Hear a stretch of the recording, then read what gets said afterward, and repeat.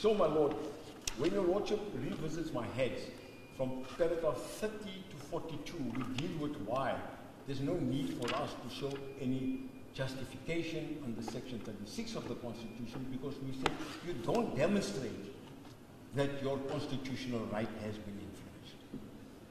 What they're asking... Impartial and on the parties act, perhaps the council should refer them to the And then, my Lord, this is one aspect, and there's a compelling argument in the answering affidavit, to be fair to my learned friend. He says, look, he says the way the system is now, people are not accountable for their conduct. Now, that is true, man. But so is the political party not accountable. So if you take that one step forward, people in government, people in public office are not accountable because the system itself is ineffective. People are not being prosecuted. In fact, instead of being prosecuted, instead of the victims being in action against them, you have this long, drawn-out disciplinary inquiries where people forget that they've committed crime. They try to justify it. But that doesn't mean if your implementation is deficient, that the system itself is deficient. So to come back pertinently, if people don't like the 100th list on the ANC's political list in terms of the Electoral Act, then you don't vote for the ANC because they're not accountable. You can't now say because an individual is not accountable via a list system, so the system itself is bad. Accountability then vicariously vests with the party. So, my Lord, if you come back to this case, what is this case all about? They want your Lordship to rewrite section 19(1) in the following respects. Your Lordship goes to 19(1).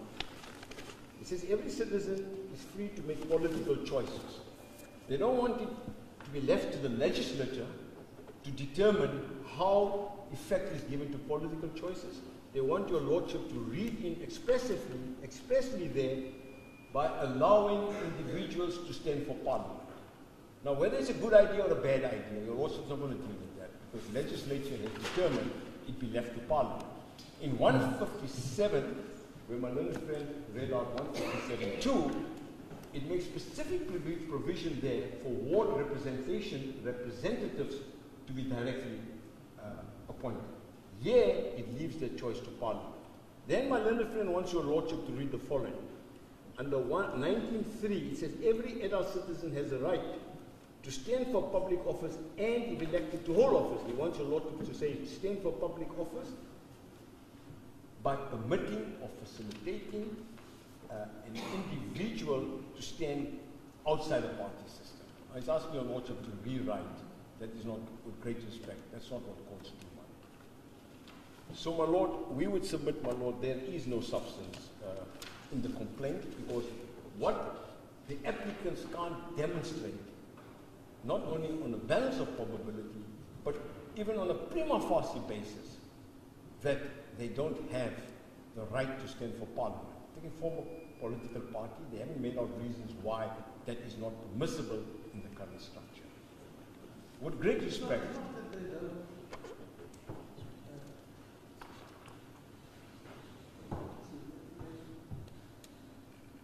So why don't they have a form political party to stand? That's the big point.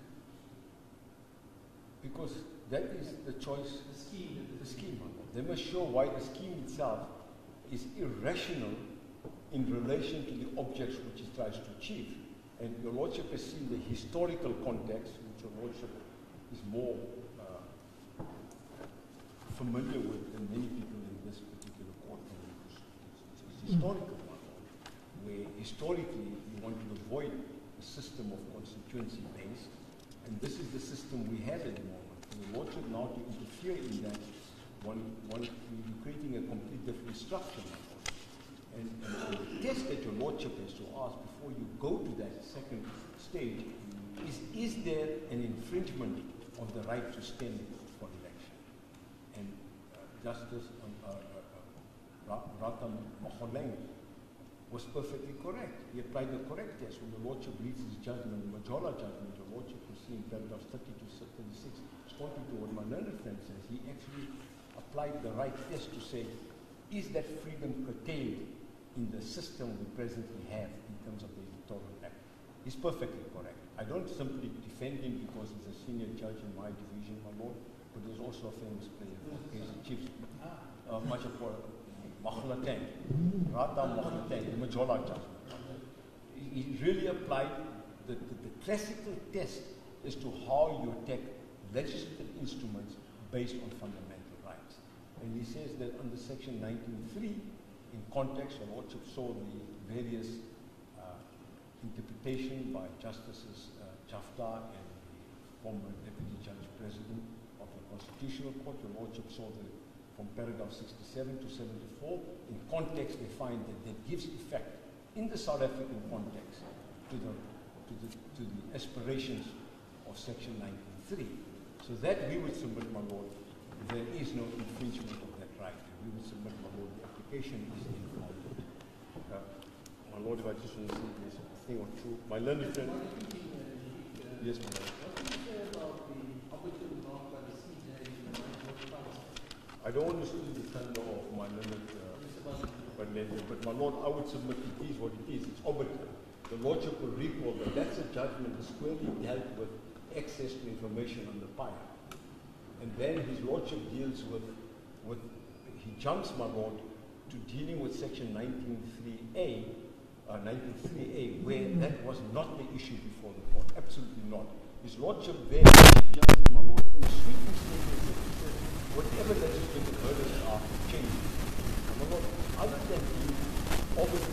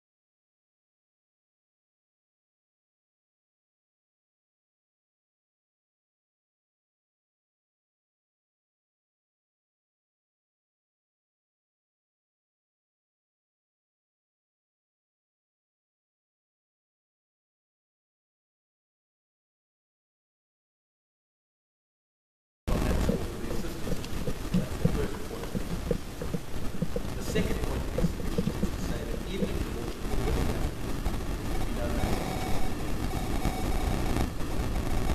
Yes, it was a part of the lordship as it is, otherwise I can hand over the lordship to the public.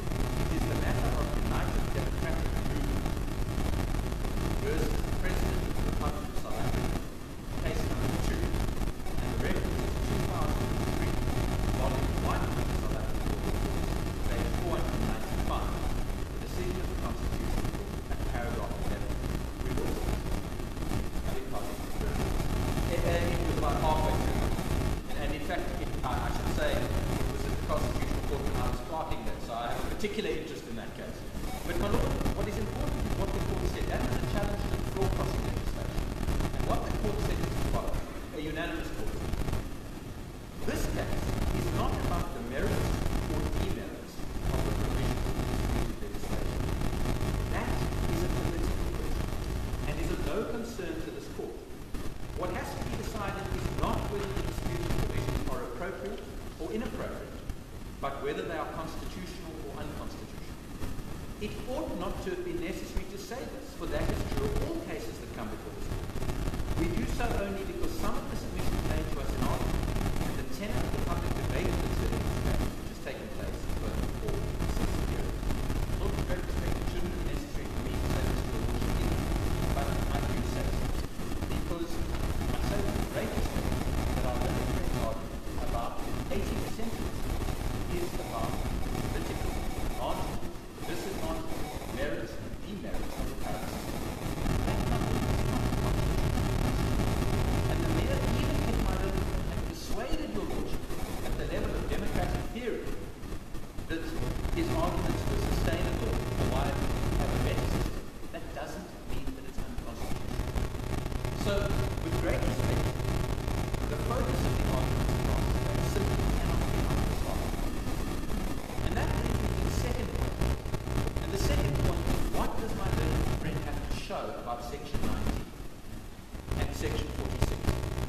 And my lord wants to go further than to persuade your lordship that those sections permit independence to run. Because the high watermark of this submission, and if you listen carefully to the long discussion about in general proportional representation, decisional legislation, carefully to that. But the high watermark of those submissions, my lord, is that it would be permissible for Parliament to put in place a constituency-based system. It does not demonstrate, and he never demonstrated, that it was required of Parliament to do so. Because your Lordship knows, with respect, that the Constitution does not seek to regulate every aspect of government. It seeks to carve out the outlines and leave it to Parliament to colour in between the outlines. And that is what it does in relation to the electoral system. Because what is said, my Lord, in paragraph in section 46 of the Constitution about the National Assembly, 46.1 says, the National Assembly consists of no fluid and no for and elected in terms of an electoral system that, here it colours, here it indicates the lines. Here are the lines which Parliament had to comply with. So the electoral system that, A, is prescribed by national legislation. B, is based on the national common vote. C, provides for a minimum voting age of 18. And D, results in general in proportion. So the lines that the Constitution sets are those four lines. And within those lines, Parliament can colour as it deems them as it will the electoral act. So, at best for our learned friend, he has established, and I don't concede this, but at best he's established that the Constitution does not prohibit the system is allowed to be. But he has not established at all that the Constitution requires the system to be independent. He establishes that the Constitution permits Parliament to make a choice between allowing independents to run at national and provincial level or only allowing them to run at local. And but once that's so, Parliament made the choice, and that choice was not the Constitution. And that is made even more clear when you rely when one considers Section 19, on which he relies so heavily. Because when your Lordship considers Section 19, we would emphasise two things. Firstly, Section 19.1 says every citizen is free to make political choices, which includes the right to form a political party, to participate in the activities of a political party, and to campaign for a political party or cause. So it locates political parties at the centre of political rights. And that's in fact what the Common Court said in Ramakatsa, and I'll demonstrate that in a moment. And then it says, 19.3, every adult citizen has the right to vote in elections for any legislative body established in terms of the Constitution, and to do so in secret, and to stand for public office, and if elected, to hold office. Now, my Lord, what is that about in my submission? I'll come to my vote. Lord, what that is about is it's about an attempt to say that we never want to go back to a system where some people have to vote for other people's representatives of different nations. Your Lordship knows the history of this country is that black people were mostly not given the franchise law, but even when they were given a limited franchise in the case, they were often required to elect white people to sit in the President's Council or on this. And what this says, this Constitution says, you cannot say that some people can't run for office. If you can vote, you can run for office. And that's what this is about. It's got nothing at all to do with the question of whether you have to run via a political party or whether you can run independently. So provided that anybody who wants to be on an ANC list is allowed to be on an ANC list subject to the ANC discretion, or a DA list, or a DFA list, they can do that. But it's about eligibility. It says every adult citizen is eligible to stand for Parliament. Not every adult citizen doesn't need a political party. So Section 19 doesn't address this issue anymore. Section 46 is where you would expect to find it. But Section 46 gives you the outline and allows Parliament to cover it. So the level of principle we submit that our learned friends case is simple, straight. So what's left? Well, what's left with respect to this under point 3 is the question of the victim in my vote. No one was more surprised than me. I say that in great respect. Because until the judgment in my vote, it's in the bundle of the vote. But no, I didn't. But I say that as someone who follows, I didn't clear that matter, but I say that as someone who follows election law, having done all the work and a great deal of work behind the scenes. The reason I know is because until that point, no one had ever thought that there is a need or a right to run as an independent. It had never been said, we've looked at every textbook we can find. We've looked at Deval, we've looked at Carrick, we've looked at every textbook we can find, and no one has ever thought that 19 implied a right to run as an independent. And what's more, my Lord, and more importantly, the Constitution Court had said the opposite.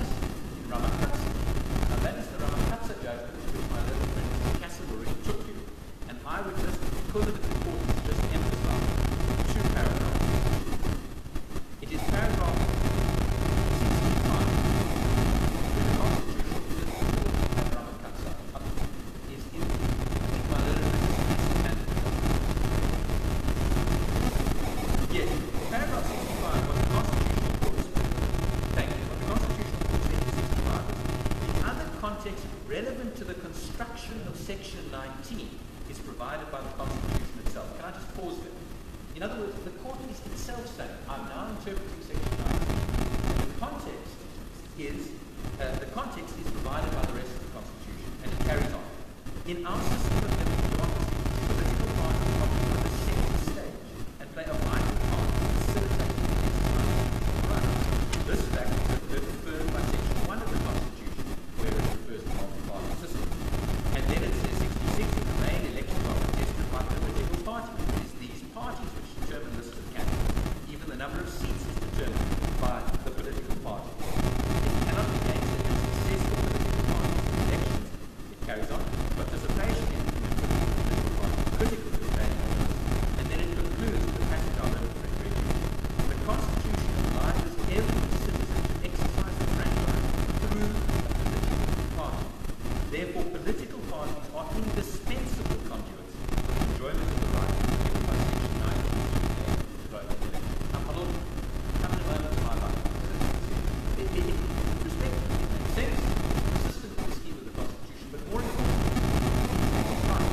It's structured in the Parliament. Because our learned friend says that the Constitution requires us to be independent, but that is inconsistent with the statement which says the Constitution itself obliges every citizen to exercise the franchise of the political party, that it is one of the indispensable conduits for the enjoyment of the Section 19 human rights. So his argument cannot live side by side with the dictum in Ramakansa. Now what we then have